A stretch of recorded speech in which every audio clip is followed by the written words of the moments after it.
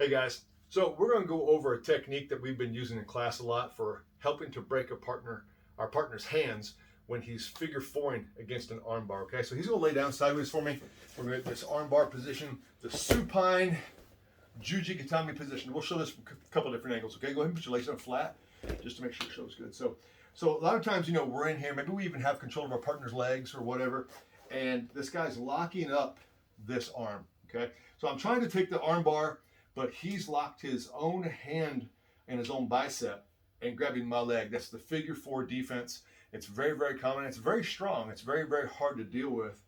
So if we haven't switched our hands already for whatever reason, and I'm not trying some other method, this is a pretty good option. So we're going to go with the chain link grip or the S grip, like so. And I'm going to pull my hands through his arms, keeping everything in contact until I've changed the hook, okay? Now I'm going to use my other hand. I'm going to put it right on the top of his forearm, and I'm going to follow his hand until I find his fingertips. I'm going to find all 4 fingertips. I'm going to peel them off of his bicep. I'm going to pull his hand out so that I've got it like so. So I've literally got my fingers curled over his fingertips. Now I can grab my own wrist and go to a figure-4 position, or I will let go and hold his hand with both of my hands and pull it against my own chest. Push into it with my chest as I pull his fingers backwards, locking his wrist. That's if wrist locks are legal, right? And then if that doesn't work, or if I can't do it, whatever, because some people are so flexible that you're pulling, their hand will touch their own forearm, okay? So I'm going to pull it up and I'm going to go to the thumb grip. I'm going to switch to on top. I went from the fingers to on top. I'm going to pull it across my hip bone so that I'm not coming right into my own chest and pulling it down and across. All right? Now from here, I'm pulling with one hand. I'm forcing down with the other, elbow up and pushing here. I like to demonstrate in class how people want to go here, but if I try to tap Chris out with just this one hand, it's difficult, okay? Because this is all internal rotation of the deltoid and the shoulder rotator cuff. It's not real strong. But if I put my elbow up and shove, it's very easy, and I've got a lot of power to go still. So this hand can make him tap all by itself. This hand can make him tap all by itself. Those two combined together and thrusting my hip bone up into that is what's going to create strong braking force. Okay? Now, let's we turn around. You just turn around, turn around, turn around. Keep turning, keep turning, keep turning all the way. There we go. Hopefully I'm a little closer to the camera now so that you can see it from this angle. So let's say I already had this arm in.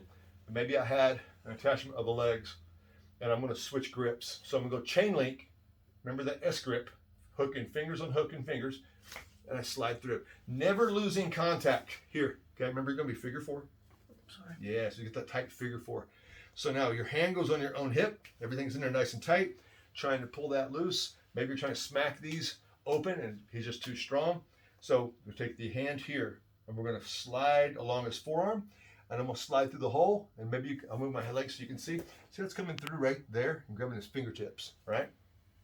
So he's got that in there nice and tight. Go ahead and get your grip. Yeah. Slide in, find all 4 fingers. Find those fingertips. That's where he's the weakest, and you peel it off so that you've got all 4 fingers. You may end up with them like so, or even sideways, depending on how you pull them out and turn.